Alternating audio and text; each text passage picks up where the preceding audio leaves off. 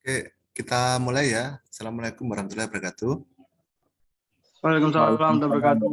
Waalaikumsalam warahmatullahi. Ini sesi kedua, materi yang kedua dari pertemuan ketiga ya. Ada soal contoh ya, ini contoh soal. Contoh soal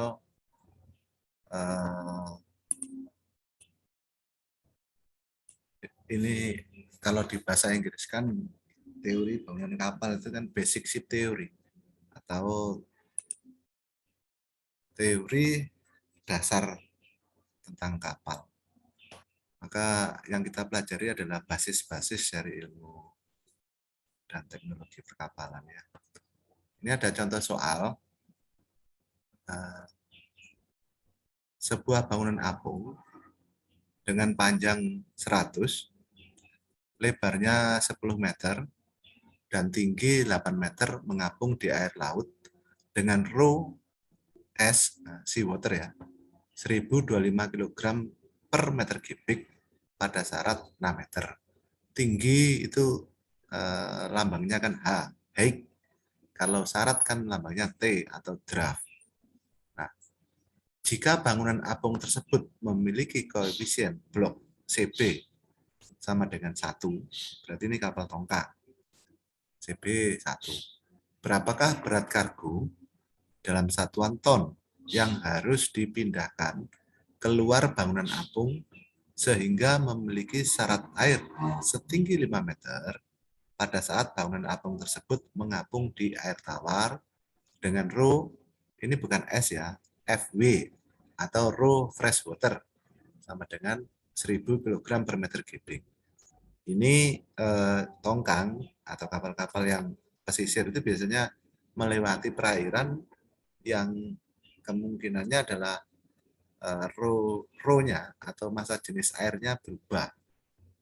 Ada yang dari muara sungai itu rho airnya itu tidak 1025 kg per meter kubik, akan tapi lebih rendah karena tercampur dengan air tawar. Atau bahkan kapalnya itu berlayar melalui sungai, kemudian bergerak ke laut, atau dari laut bergerak ke sungai.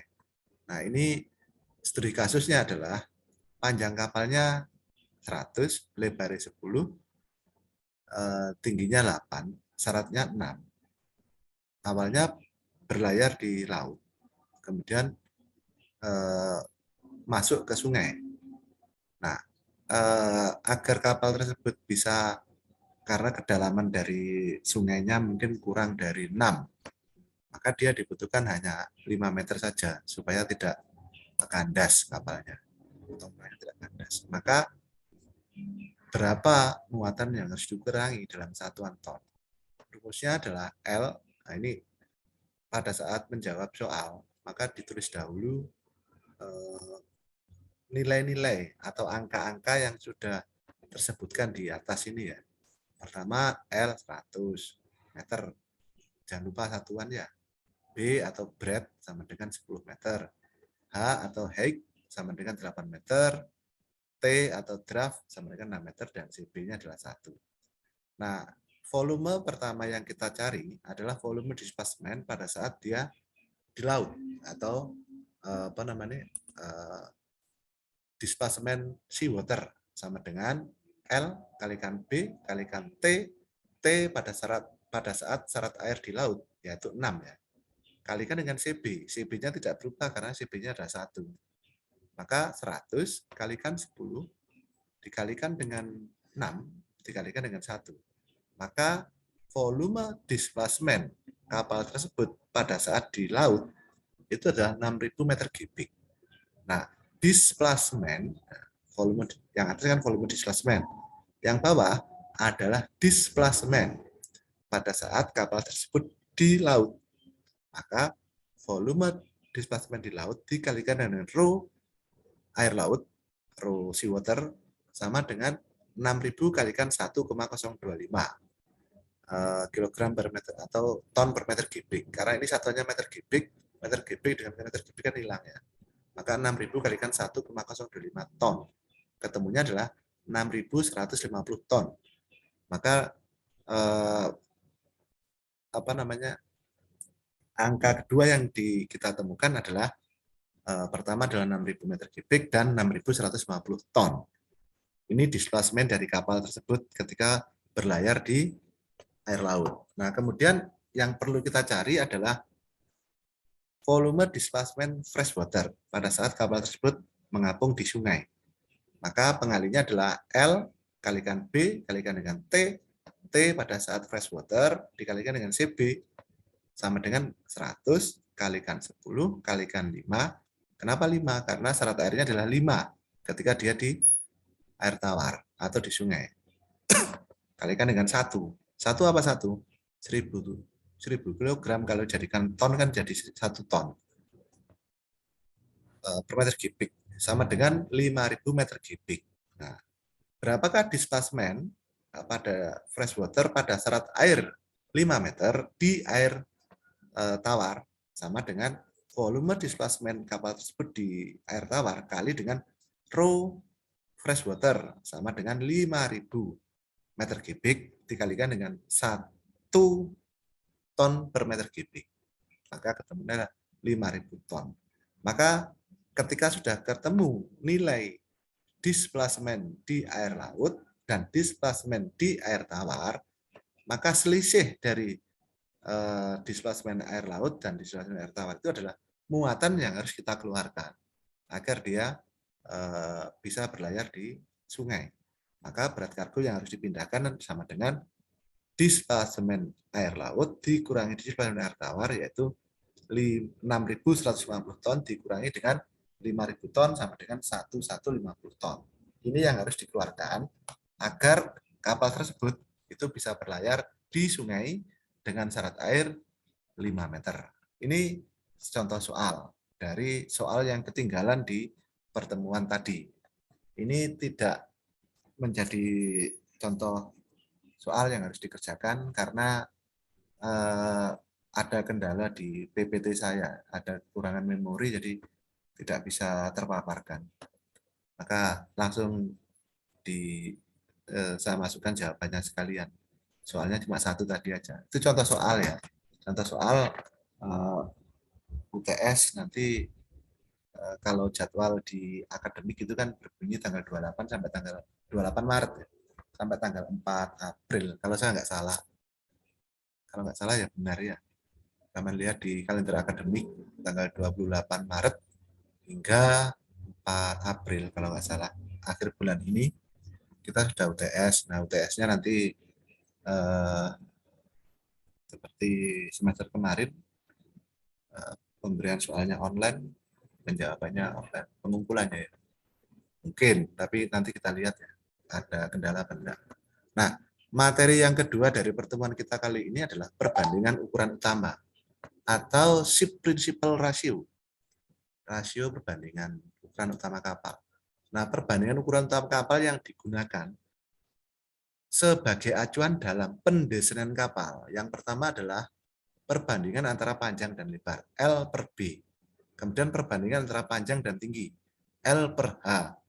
Perbandingan antara lebar dan syarat, B per T.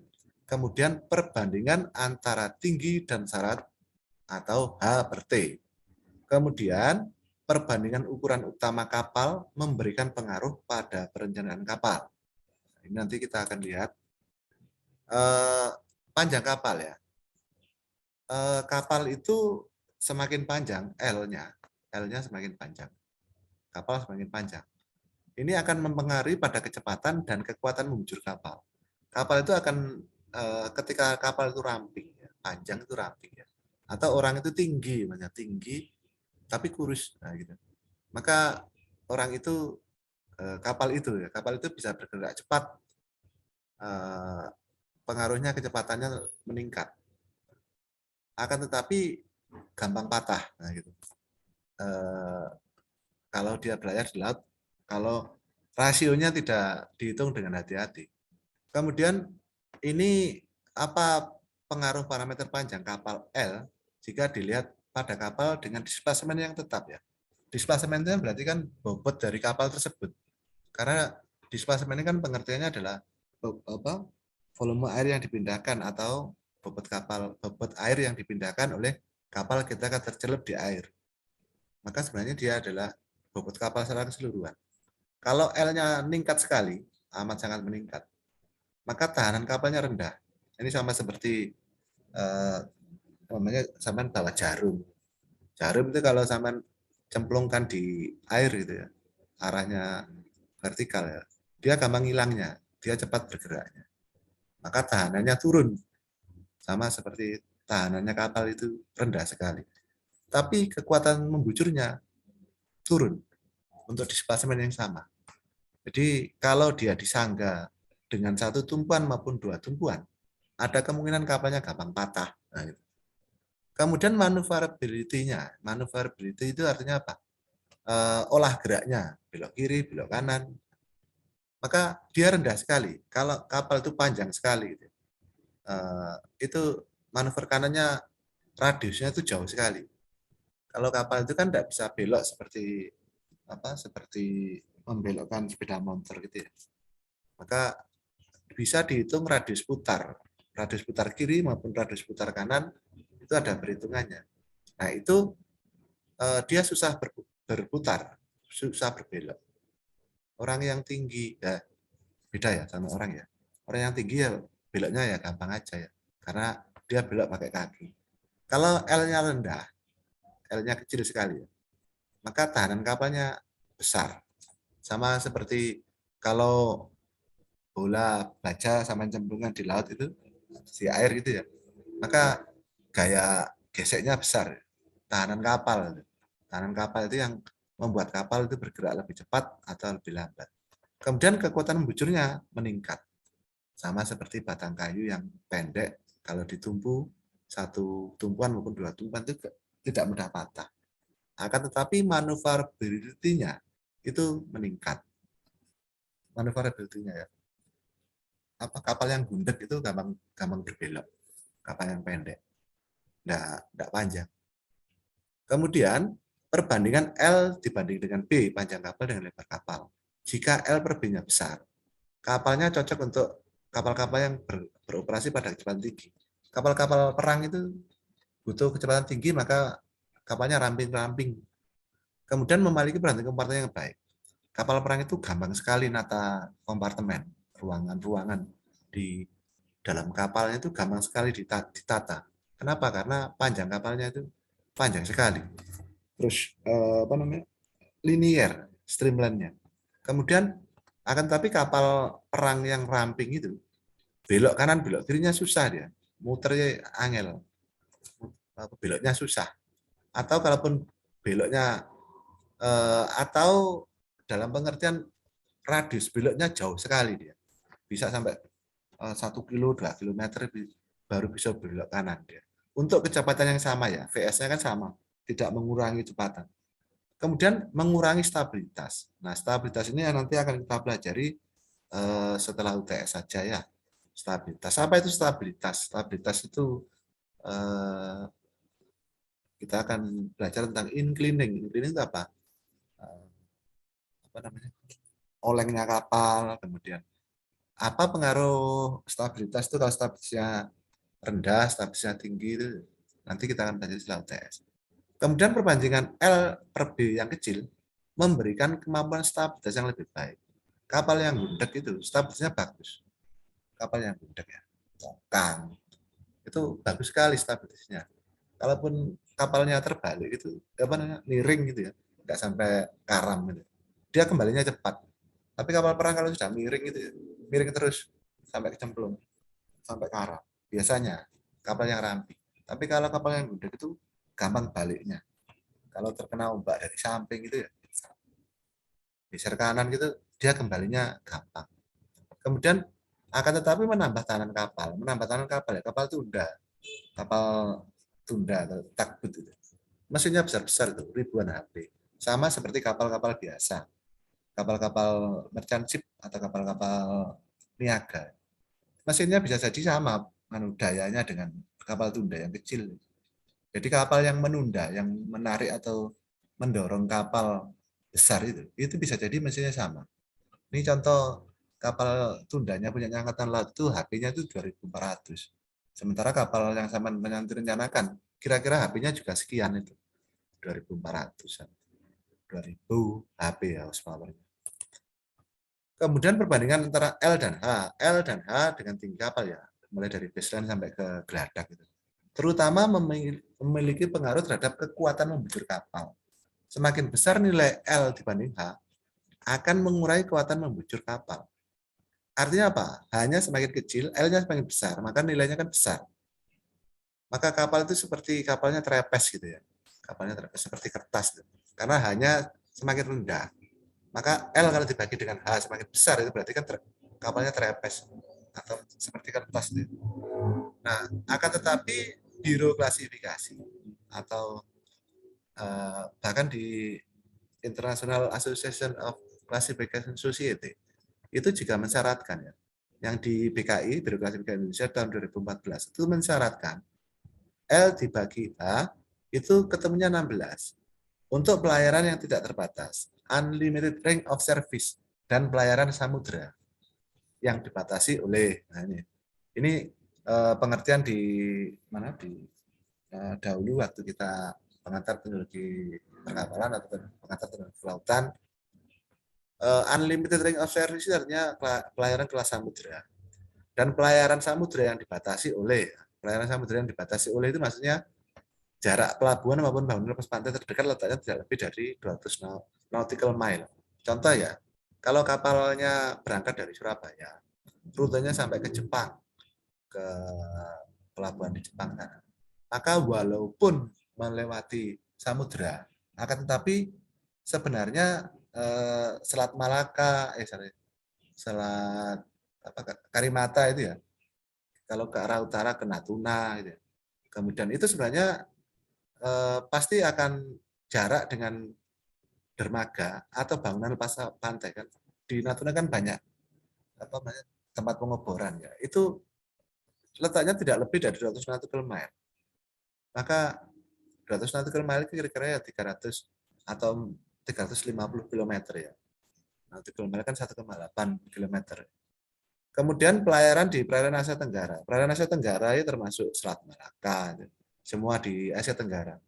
ASEAN, negara-negara ASEAN, termasuk Filipina. Nah, itu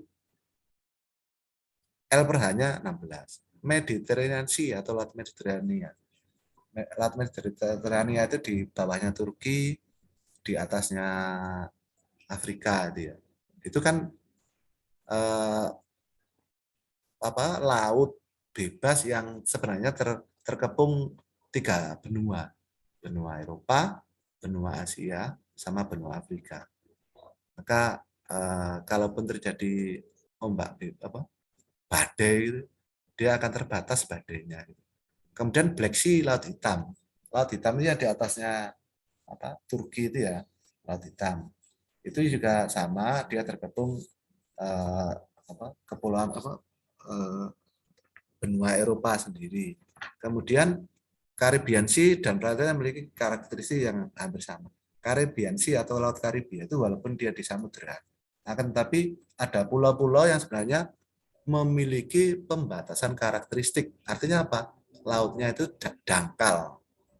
Lautnya itu dangkal. Maka L per H-nya adalah 16.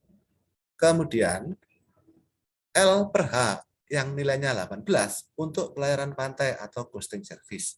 Kalau sama lihat kapal-kapal perintis ya, kapal-kapal perintis yang kapalnya mulai zamannya Pak Susilo Bambang Yudhoyono, Pendulum Nusantara sampai ke sekarang yang tol laut ya, karena Pak Jokowi menarasikan sebagai tol laut. Kalau dulu di Pak Bambang Susilo Bambang itu presidennya, itu namanya Pendulum Nusantara.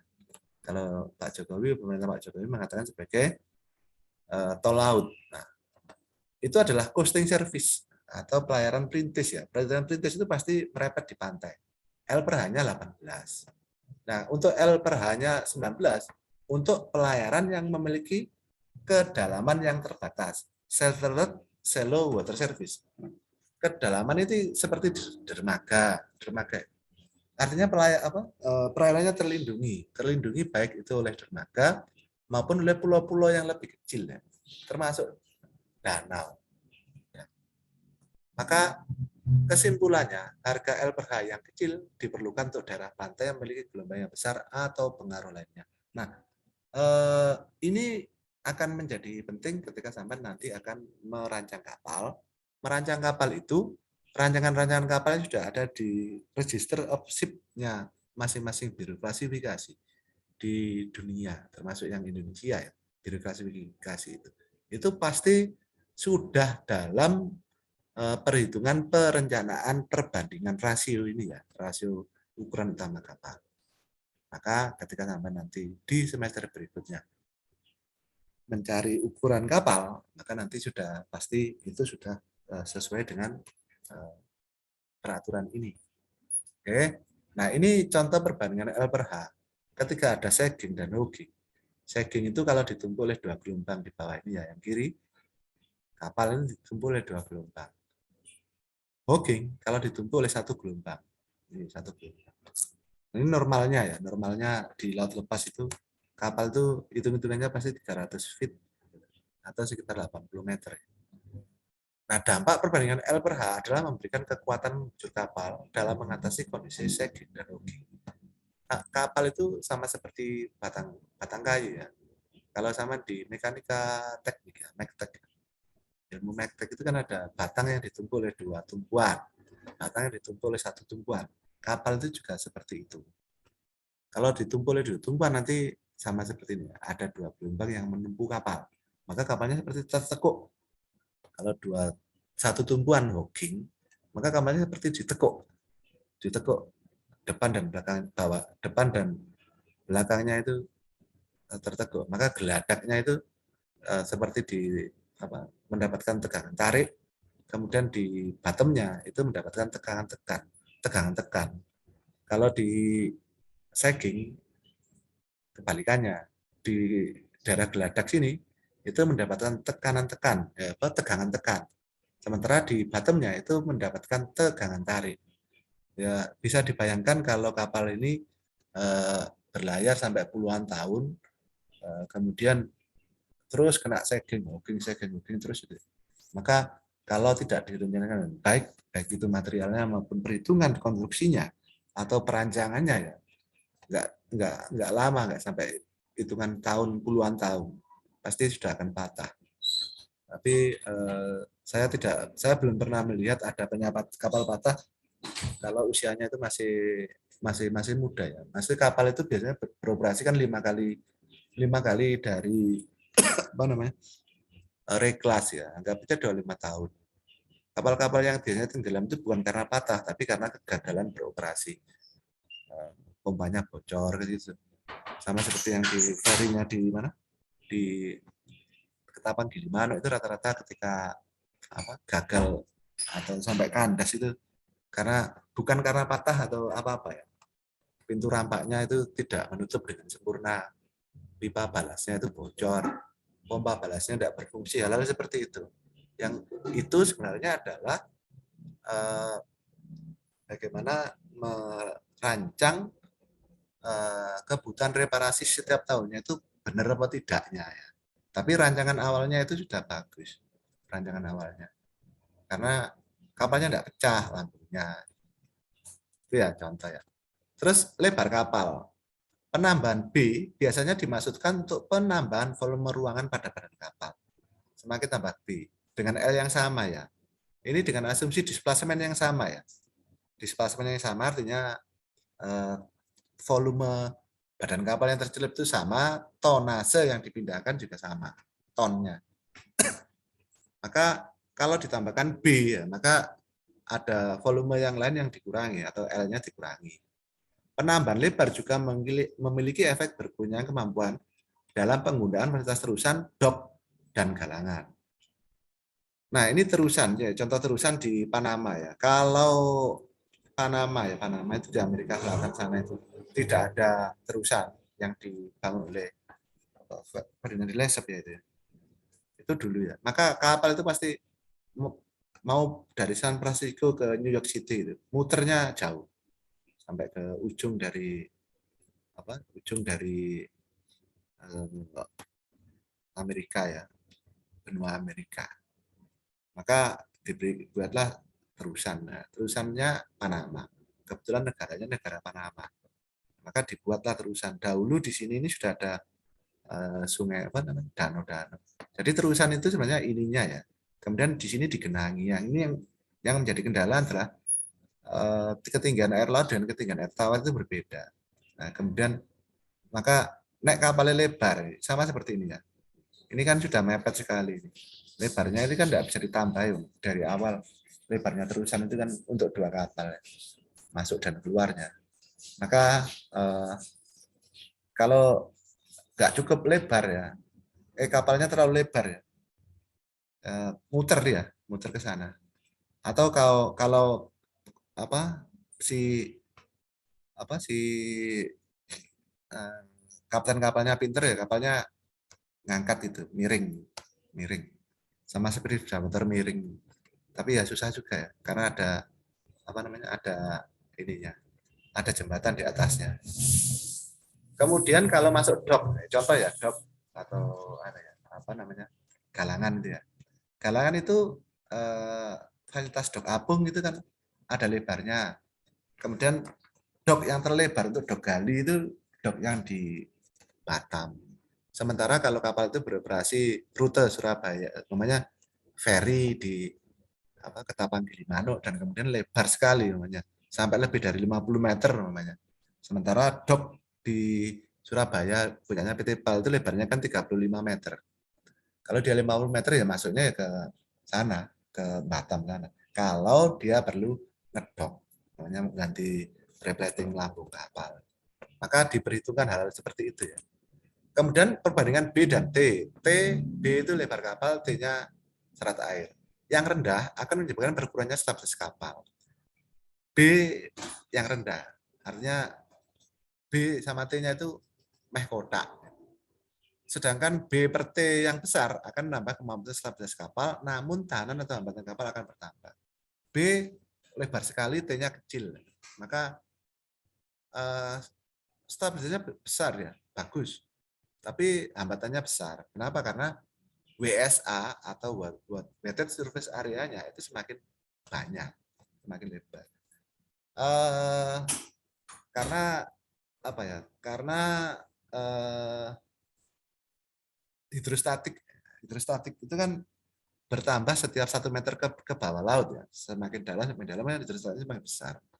Itu ilmu dasar dari PA ya, pH atau tekanan hidrostatik.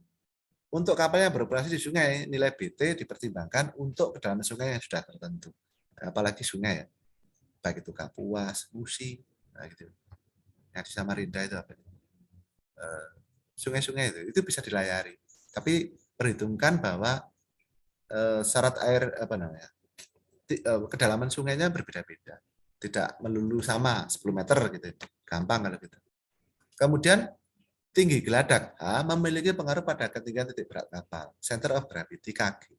Kalau barang yang pejal itu center of gravity masih di tengah-tengah, barang pejal. Tapi kapal itu kan dilihat dari depan tuh dalamnya kan bolong, maka tinggi dari center of gravity itu tidak pasti di tengah kapal ya. Penambahan H pada umumnya akan menyebabkan kenaikan nilai kaki. Semakin tinggi kapal, maka kaki itu semakin naik. G-nya naik, maka kill to gravity-nya itu semakin naik. Center of gravity. Di lain pihak, dengan ukuran penguat yang sama, penambahan nilai H akan memberikan kekuatan bujur kapal.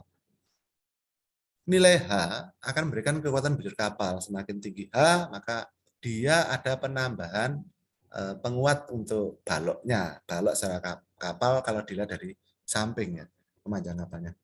Kg adalah jarak titik berat kapal dari lunas kapal ya. Jadi kill to center of gravity. Sama seperti setiap barang itu pasti punya center of gravity. Center of gravity-nya kapal itu pasti di atas syarat air. Kalau dia bermuatan penuh. Nah, kalau syarat muatannya berbeda-beda, maka G-nya berubah. Maka salah satu dari yang akan nanti kita akan pelajari adalah center of gravity. Parameter karakteristik kapal itu juga termasuk G, center of gravity.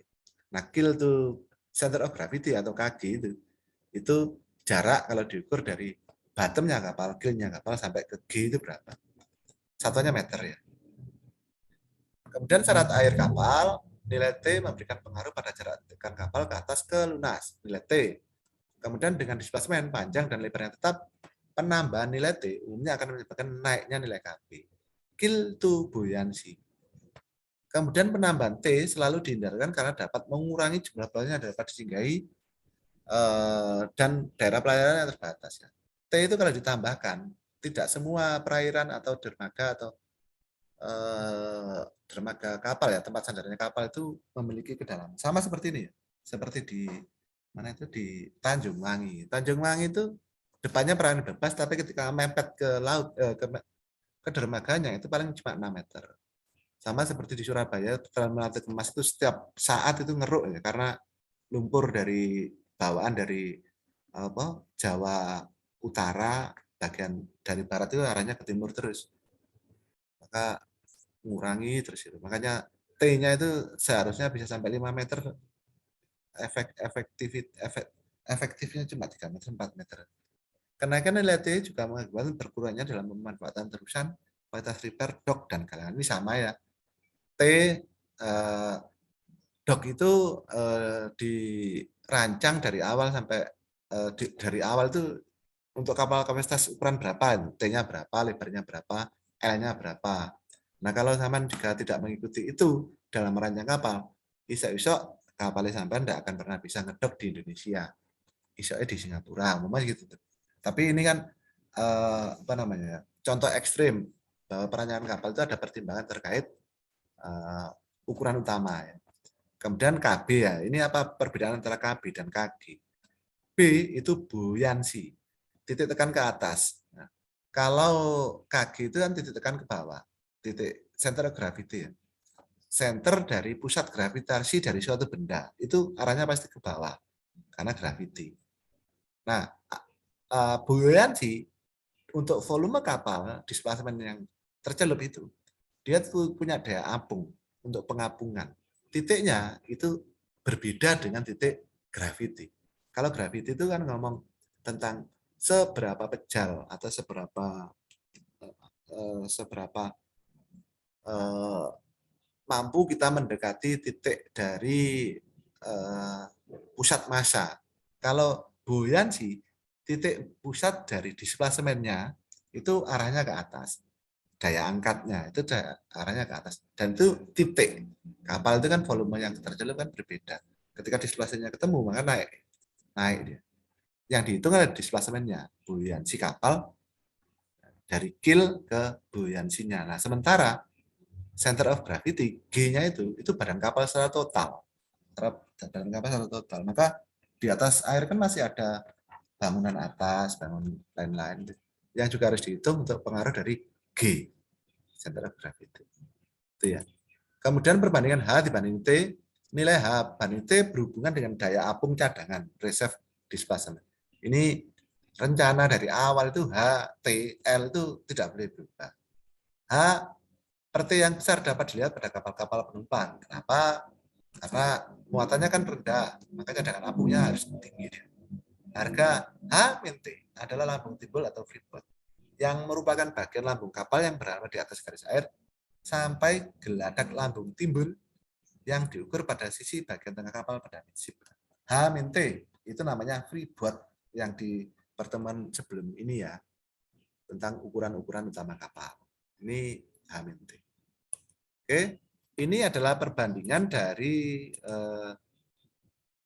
ukuran utama kapal yang sudah ada di standarnya untuk kapal-kapal besar L per B, large size, cargo size, sampai small ship ya. L per B-nya berapa, L per. Ini menjadi standar ketika sampai merancang kapal ya. Demikian yang bisa saya sampaikan untuk pertemuan kali ini. Saya ucapkan terima kasih atas perhatiannya. Untuk jawaban yang dikumpulkan nanti saya koordinasikan dengan Mas Taufikur Rahman untuk pengumpulannya. Terima kasih. Assalamualaikum warahmatullahi wabarakatuh. Waalaikumsalam warahmatullahi wabarakatuh. Waalaikumsalam warahmatullahi wabarakatuh. Terima kasih, Pak.